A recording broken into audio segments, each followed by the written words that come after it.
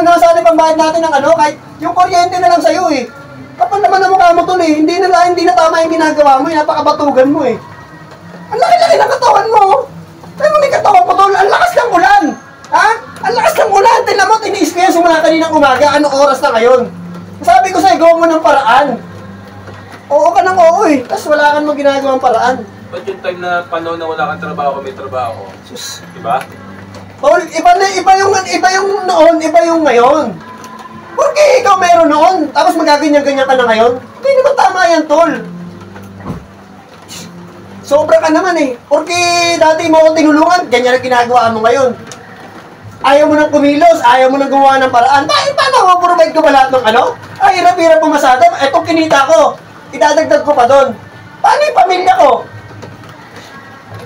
Paano yung pamilya ko? Paano yung anak ko? Huwag mo ang dadaan sa iyak mo, tol. Umasobra ka na, hindi na tama yung ginagawa mo eh. Kakapalan na ng mukha yan eh. Yung ginawa mo dati na pagtulong, hindi yun ano, parang sinusumbat mo pa eh. Hindi yun dahilan para hindi ka kumilos ngayon. Para sa tayong kumilos, magtulungan tayo. Kung wala ako nun, kung wala ako nun, nagsikap ako, nakita mo naman oh. Tapos ngayon, ikaw ang papalit. Wala rin yung sinabi mo dati na ano, na magtrabaho ako. Ngayon nagtatrabaho ako, tapos ikaw naman ang ano dyan. Sobra ka na tol eh. Hindi na tama yung ginagawa mo eh. Maling-mali na yan, sobra ka na.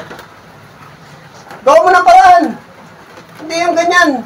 Maghanap ka ng ano. Nakakaano ka na, nakakabusit ka na eh.